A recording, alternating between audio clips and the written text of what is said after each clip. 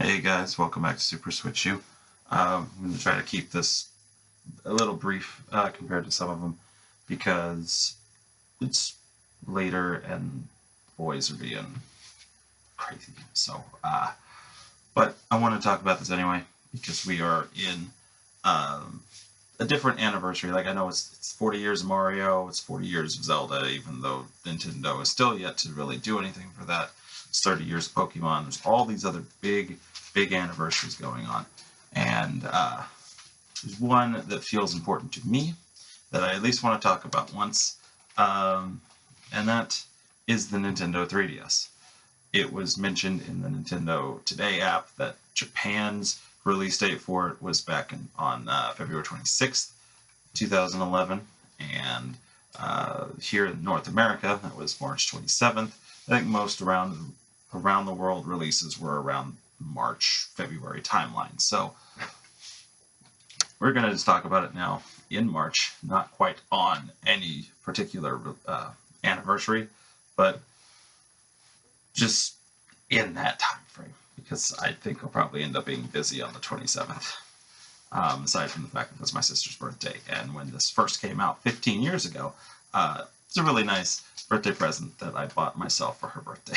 And before you go crucifying me in the comment section, my brother and his now ex-wife did the exact same thing. They both bought themselves one, also for her birthday. So she was not interested at the time, but eventually she ended up with a 3DS as well to play Animal Crossing and Pokemon and stuff like that. But not the point. The point is, 3DS was awesome. I like the 3DS.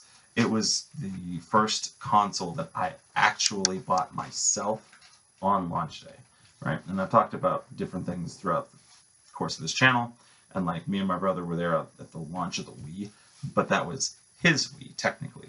He was working his first job at a local pizza place at the time, and he saved up his money. So I just kind of went along because little brother, and I couldn't work at the time. I was a kid, so, and I couldn't save allowance or anything to save my life, so I could not get myself a Wii.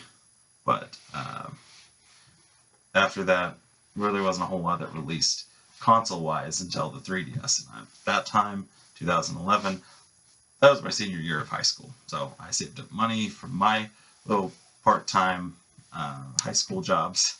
Trying to remember exactly at that time. It was either a Sonic Drive-In or it was like Catfish Roundup or something, like restaurant jobs. That's what I was working at that time.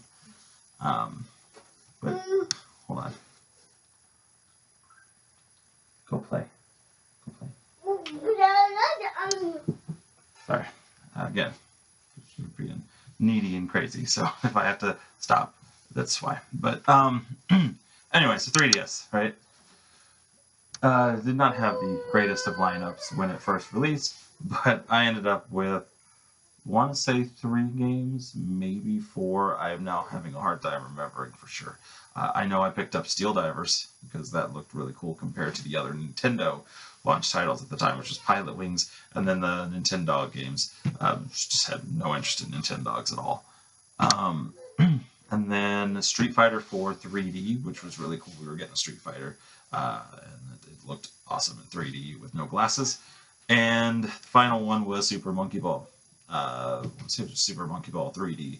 But yeah, that was the 3 that I picked up at launch. I got the like tealish green blue color one because it was the closest thing to color that I wanted.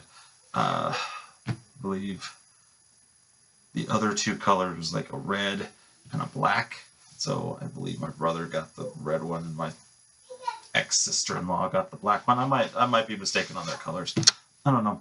But yeah, it was awesome. And we had a GameStop still in the mall here in Shawnee, so that's where we picked it up at. Now that one's shut down, and all we have is the one near the Walmart, and it's not quite the same. But yeah, so it was just a really cool time. It was awesome to finally get a system for myself on launch day. So it was special. It was special to me. And played the crap out of that thing for years, even after the Switch came out. I was still playing the 3DS, at least to some degree, for a couple of years after. And I remember one of the most magical things about that little device was not the glasses-free 3D or anything like that, or the fact that all the games were really nice and 3D games and looked way better than the DS. No, the special thing was Street Pass. Most, if not all, games had some kind of Street Pass functionality. And in this time in my life, I'm a single guy, again, graduating high school, getting into college, things like that. So I was going off to more anime, comic convention kinds of stuff, Renaissance fairs, all kinds of stuff. Just going out different places. Me and my brother and friends and stuff. We would just go out, and Street Pass was like something awesome because you didn't even have to think about the game. You didn't have to pull it out and play it. You could just take it with you. And as you encountered other systems, it would ping it and give data for, like, if it was the Street Pass Plaza mini games and stuff, it would send their me and their data for the little mini games across, or I'm trying to think of like anything else. I know all the games used it, but I cannot think of what they used it for. But different games would have different features, and it would ping it, and you'd have like these extra little modes that like playing multiplayer with random people that you just happen to walk past. It was awesome. I kind of wish the Switch 2 would have brought that back, and it did not. So they definitely did not expect you to go out with the Switch 2. But the Switch 1 should have, for sure. And they left it off too. But anyway, that's most of my thoughts on that. I mean, we got some really good games throughout the 3DS, and I feel like maybe not every single franchise, because I know like F-Zero was left off and Punch-Out, but most first-party Nintendo franchises were represented in some way on the 3DS. And if you also include the Virtual Console service, then yeah, you got every franchise playable on 3DS, including Star Fox. Star Fox 64 3D came to the 3DS, and that was awesome. It's my favorite Star Fox, and it was right there in the palm of my hand. I could take it anywhere. And we got a lot of new games and stuff too. It wasn't all sports, but some of those have made it to the Switch, like Luigi's Mansion 2, Donkey Kong Country Returns was technically a Wii game, and it was ported to 3DS. But yeah, I mean, some of those features made it over. Trying to think of, it was Utopia, maybe the one with the Mii's. It was a little RPG game. That was a 3DS one. You got that on Switch. I don't know why my brain went blank on that, but yeah, we had very good games. We had Fire Emblem made a really good comeback on the 3DS. We ended up with 3 or 4. What was it? Awakening, Fates, the remake. I feel like there was a third one, a fourth one. Maybe it was just the 3. I don't know. We got a lot of Fire Emblems. That was really cool. That's how I actually found that I like Fire Emblem, or at least from that point on. It's been a little harder to go backwards with Fire Emblem, but forwards has been good. Anyway, yeah, I feel like I'm just kind of spewing out randomly as I'm thinking about stuff. So instead of that, let's do what I was wanting to do and do the top 10. Because I have not done a top 10 list in a while. I haven't done a lot in general, but I had this one put together for a while, and I was like, oh yeah, no, I'll get to this. And then I've been working on my weekly series and trying to keep up with the sponsorships and stuff. So I haven't actually had time for top 10. But this anniversary seems just right to do top 10 3DS games, in my opinion. So I'm going to start with number 10 and work our way up to number 1. Number 10 is Luigi's Mansion Dark Moon, which is probably not everybody's top pick, but to be fair though, if it was not for this game, Luigi's Mansion would not be a series. It would have just been a standalone GameCube game. This is the first time we got a sequel to Luigi's Mansion, which I loved on the GameCube. One of very few that I beat on the GameCube before the Wii came out, so proud of myself. Barely touched that library before it was dead. But also, Luigi's Mansion 2 had a lot to offer. Like, it was really cool that you got to go to the different types of mansions, even though some of them weren't exactly mansions. I think one was like a mine, and one was a tree and like a research facility and stuff. But they were different areas, and so you like got this whole new experience, even if the ghosts weren't different enough. They were just like certain types. And then the bosses was like one type of ghost, and it would just possess things. But it was better, I think, for that, because the boss fights were more unique, because it was basically you were fighting like the environment around you, and so I liked that. I thought it was really cool, and just having Luigi's Mansion on the go was great. And I get now you've got 3, and so like why why ever go back to 2? It's a little harder to go back to 2 on the Switch with 3. 3 was awesome, but anyway, so number 10. I don't remember how to do this. Okay, there we go. So number 9, New Super Mario Bros. 2, which I get. Some people think New Super Mario Bros. Series is real repetitive. 2 was actually kind of unique. It really focused on the coins. So there was like this ridiculous amount of coins you could get in it. You got the gold flower that would spit out coins. So many different things were gold, and they would just spit out extra coins. And so something about all that money and stuff kind of triggers a little part of your brain that I'm pretty sure is why people get addicted to gambling. It's just little like ding ding ding ding ding, and you just see that money rack up, even though it's not real money. It's the only time I felt like I was rich was playing this game.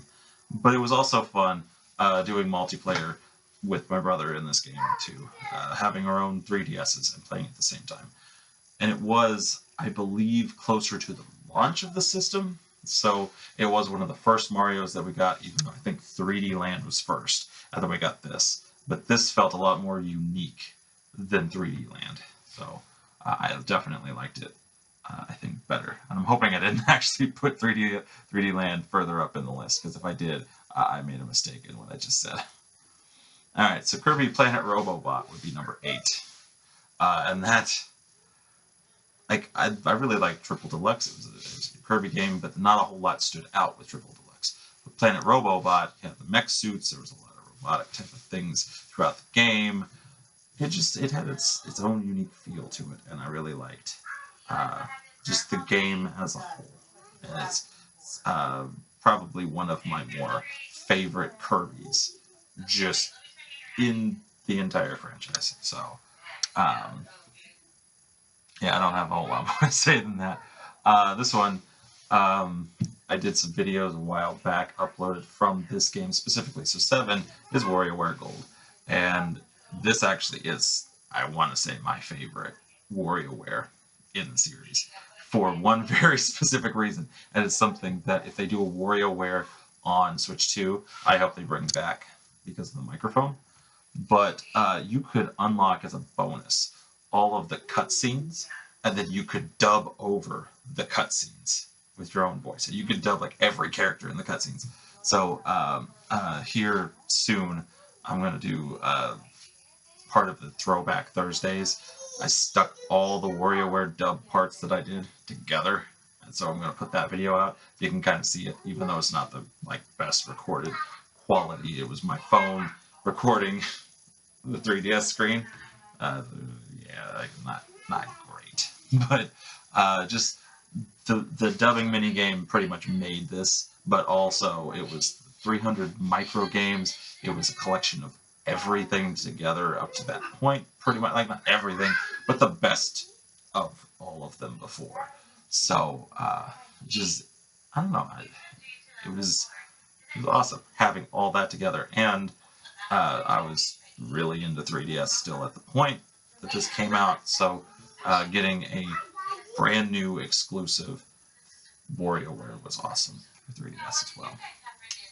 Even though it didn't have 3D, that was disappointing for a system that its whole thing was glasses-free 3D.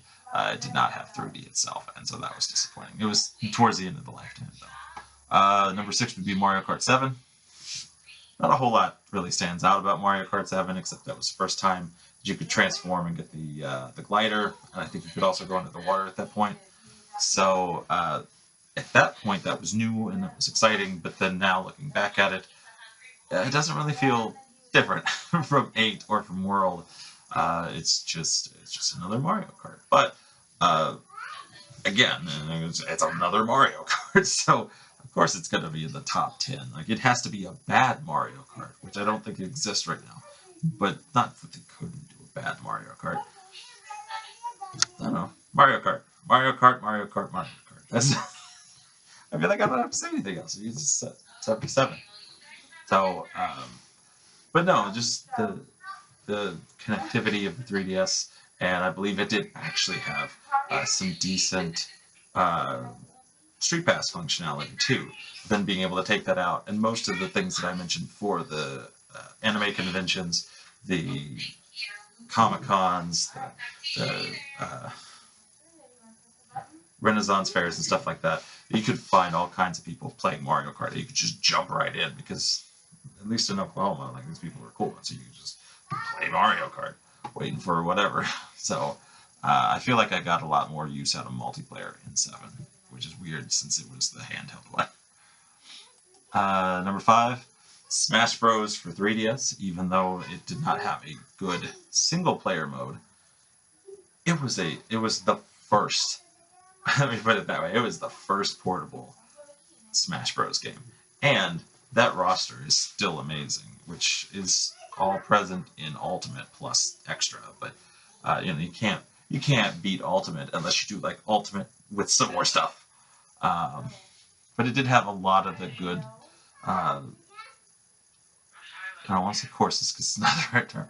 A lot of the good battlefields and really awesome selection of characters. Even though Pokemon Trainer was not there, you just played as Charizard separately, which took out Ivysaur.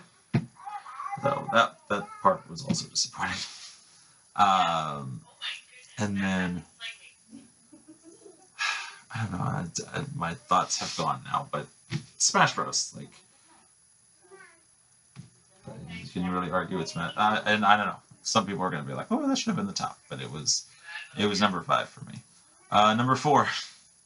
It was hard to figure out which Yokai Watch I liked the best, but I gotta be honest. I think it was 3.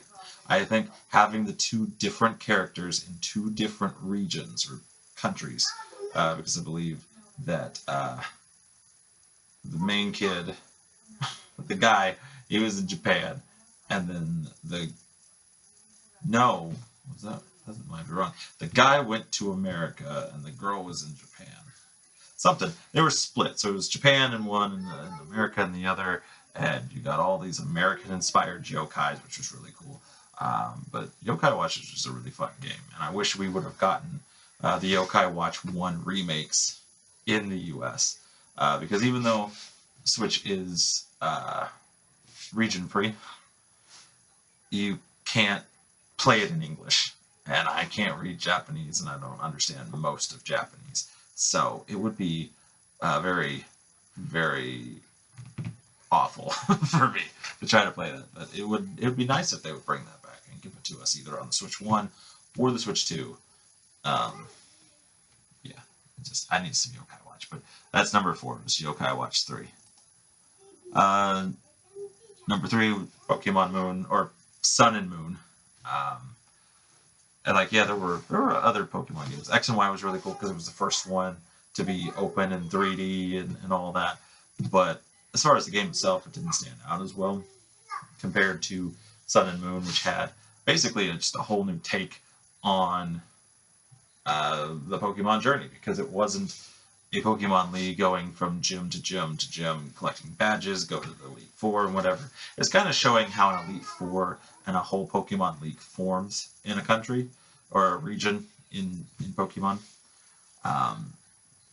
Because you did the weird little challenges, and you still fought like 4 people at the end, and then like at the end, spoiler alert, like they're like, oh yeah, like now you get to be in the Pokemon League, and you have your own and all that. So that was pretty cool. Plus the whole interdimensional stuff and the Ultra Beast. It was just a new take on some of this stuff, and it was fresh because up to that point it really kind of felt repetitive. So yeah, Yeah, and I didn't play Ultra Sun and Ultra Moon, so I can't comment on those. That was number 3. Number 2 is going to be a little harder to see because this image was small, and also not specifically the special edition. I just wanted to put it all together. Fire Emblem Fates. It did not matter which one you played. I believe I had the dark one. I don't remember because my brother got one and I got the other one, so we could like have the opposite versions. And I really don't remember which one I had. Ended up eventually getting both, plus the DLC that finished it off. But the thing about the special edition is I believe it was on cartridge. It was like one cartridge that had all versions, the 2 different ones, and then that final DLC I think was all on cart. So it would have been nice to have had, but that thing was expensive, and it's probably worse to find now. But maybe one day we'll get Fire Emblem Fates redone. But that's probably going to be a long time. But that was number 2. And number 1, Legend of Zelda: A Link Between Worlds. It's a sequel, like a direct sequel to probably my all-time favorite Legend of Zelda: A Link to the Past. And it was awesome. You got to like turn into the little painting on the wall and go in between on flat surfaces and go around corners and stuff. And then it had the dark world, the light world, and was finally not like go into the past, because for a long time it was all time travel, and it's like, yeah, you don't need time travel in every Zelda game. And this did not. It was its own thing, and it was awesome, and just that the cartoonier style really fit. I don't know. I could not find any issues with this game, and I would love to get this and A Link to the Past put onto the Switch or Switch 2 in some kind of a remake, kind of like Link's Awakening got. Give us that with this. But I'm not talking about what we need to get. We're just talking about what was like the best stuff on the 3DS, and this was it. This was the 3DS's Zelda. We also had stuff like Triforce Heroes and Ocarina of Time and Majora's Mask 3Ds, but that doesn't compare to the system's unique one. It's Zelda, right? So, yeah, and that pretty much covers that. That is all of my top 10. So, just recap real quick. Luigi's Mansion, New Super Mario Bros. 2, Kirby Planet Robobot, WarioWare Gold, Mario Kart 7, Smash Bros. 4, Yokai Watch 3, Pokemon Sun and Moon, Fire Emblem Fates, and Legend of Zelda: A Link Between Worlds. Yeah, so that's it. I just wanted to share my top 10, and I know that's not going to change. I think that is pretty solid. I think that was probably one of the easier lists, even though like the 3DS library was massive. It's actually pretty easy to cut this down to at least like the top 20, and then I had to kind of like sort it. But yeah, I like the 3DS. It's probably one of my favorites. At some point, I'm going to go through the Nintendo consoles and do like my top 10, or just ranking them from best to worst in my own opinion. It's going to be really difficult because a lot of stuff's going to be in the middle. Not that they're bad systems, but they're all going to kind of like tie with each other, and I'm going to have to find little bitty differences. Be like, okay, so like this is better just because it's one thing. Like this is worse because it didn't quite do this. But it's going to probably be a while. I can't get my thoughts straight for that. But yeah, so let me know what you guys think. If you have fond memories of the 3DS, if you still play the 3DS, let me know what you're playing. I could tell you if I played it before or not, what my thoughts were on that specific game. We could talk about 3DS games. I'm cool with that. If you want to share your own top 10, do it in the comments section, and we'll talk about those games and how fun most of those probably are, because 3DS offered a lot, like a lot. It was great. You just the physical side, and then you also have the digital side. It's It was good. It was good times. From 2011 to 2019, I think, was when the last 3DS games came out. It was good times. I miss those. Back before the world became unaffordable and it's hard to get stuff for myself. Yeah, those was good times. But yeah, anyway, if you like the video, hit the like button, subscribe so we can get closer to 2,000 subscribers, and if you have subscribed, hit that bell notification button so you can be alerted to all upcoming videos, including the weekly series, which we have currently Under 60 Gaming on Mondays at 9 a.m. Central Time. We have Super Switch Tots on Wednesdays at 9 a.m. Central Time. The new stuff starting, I'm not really sure when I'm going to actually get this video uploaded, but soon or just started. Throwback Thursdays, it's going to be 8 a.m. Central Time on Thursdays. And that's not specifically weekly, it's going to be like most weeks, but Nintendo does their big game releases on Thursdays, so we may have unboxings on those days, and if so, I'm not going to compete old videos with new videos. We'll just not do a Throwback Thursday that day. And there's only like so much of that I can do. Some stuff from back then is just irrelevant, or it's not good, and I need to probably forget that I ever did it. So some stuff's just going to stay in the past. And then also Saturdays. Saturdays we got Let's Play Tabletop at 9 a.m. Central Time. So definitely check all of those out. We've also got things like the top 10 videos and the games ported to Switch that I have not done in a while and I really need to get back to. It's a very difficult thing to do when they keep announcing games for Switch and Switch 2. Stuff like that, news and opinion videos, unboxings, that kind of stuff. Very unscheduled, unregular type videos. That's where that bell notification button comes into play. Is if you hit that and set it to all videos, you don't have to worry about missing anything. So with that, I think that's everything I got for you guys today. Thank you so much for watching, and I will see you next time.